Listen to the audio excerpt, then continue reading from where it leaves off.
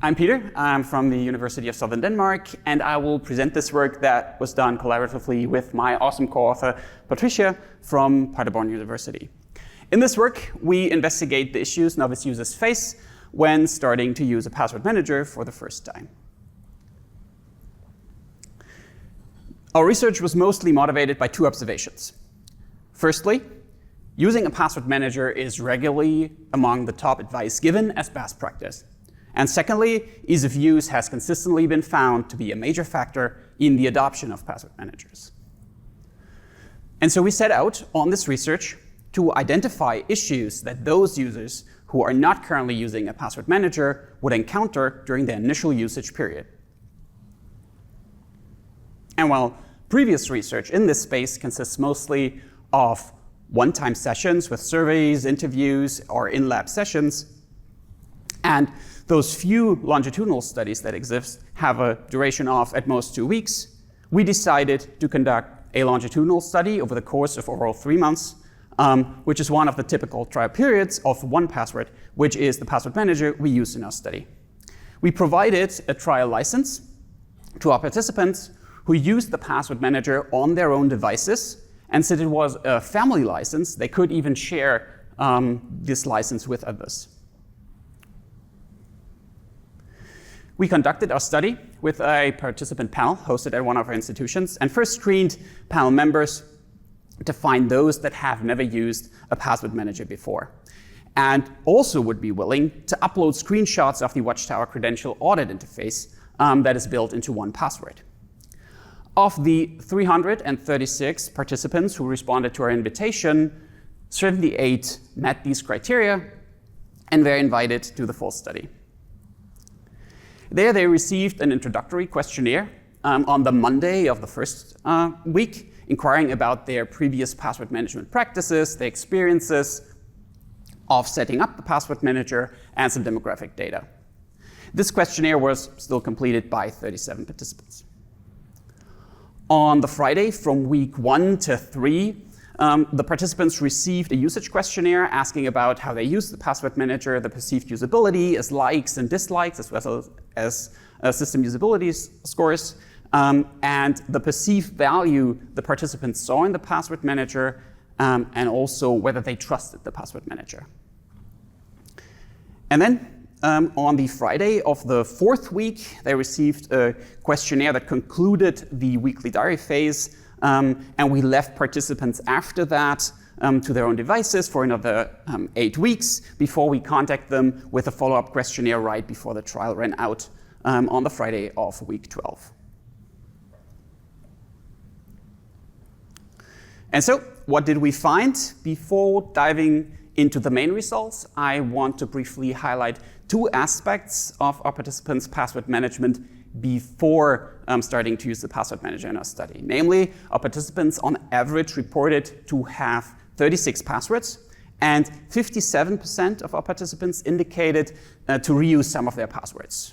The reasons they gave for this were the typical ones, unimportant accounts, and so on. However, unfortunately, this reuse was a bit foreboding of what we found in the responses when we asked them about their first-time setup experiences, because the primary password was also affected by this reuse.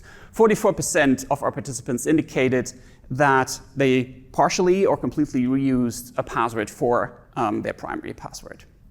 And that means that nearly half of our participants' password vaults could be in danger if parts of this password or the password as a whole would leak from another place.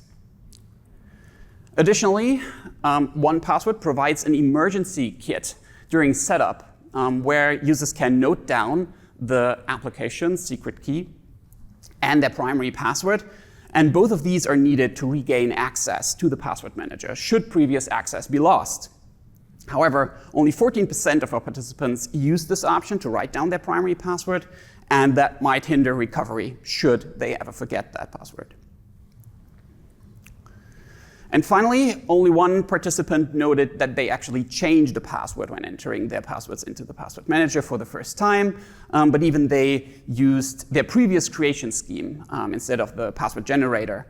And their statement actually implies that the same password might still be used in other places when they said, they felt like they used one of the password options too often and decided to set a new one following their password scheme. This picture of the password hygiene was consistent for 79% who had poor or reused passwords in the credential audit screenshots that they had to upload each week.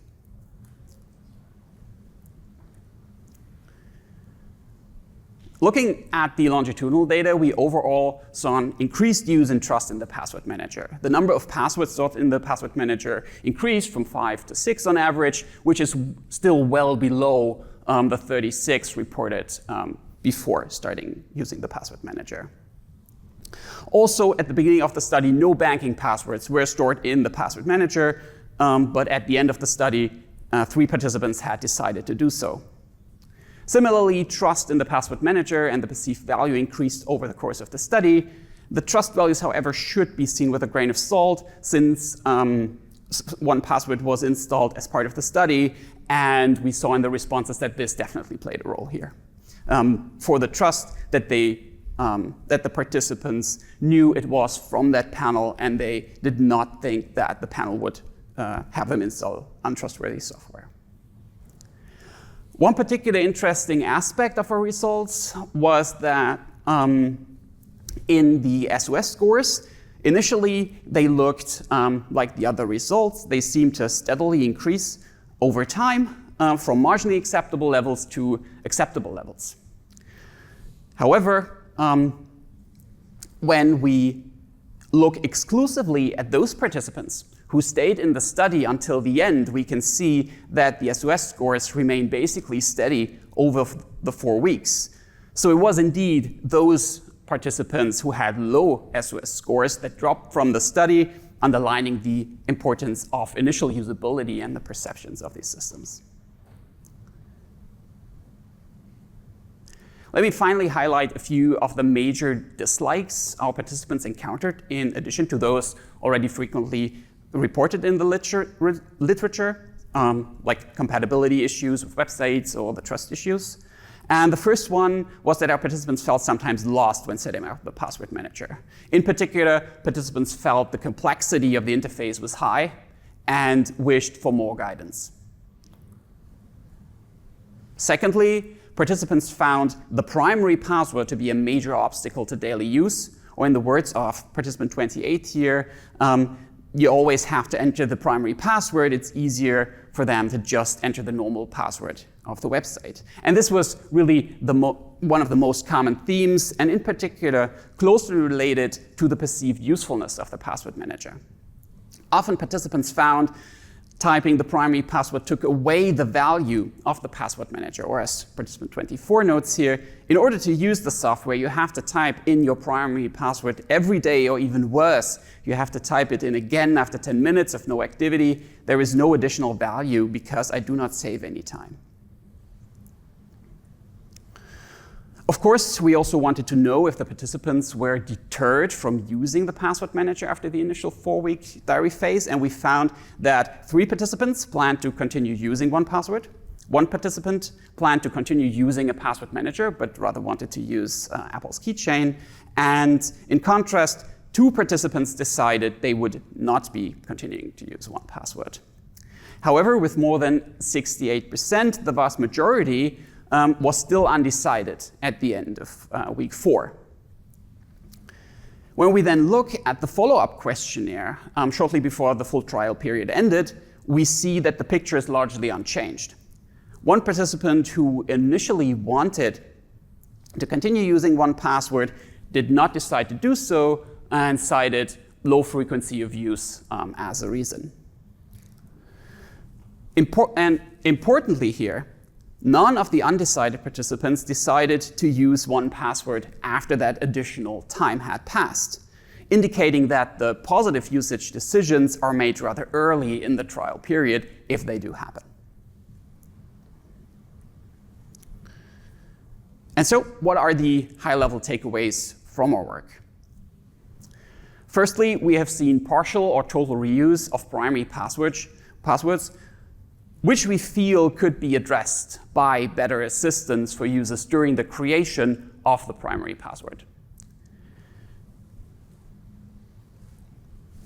For example, it could be highlighted during that creation, just in time, what the problems of reuse are, and guide users toward better choices.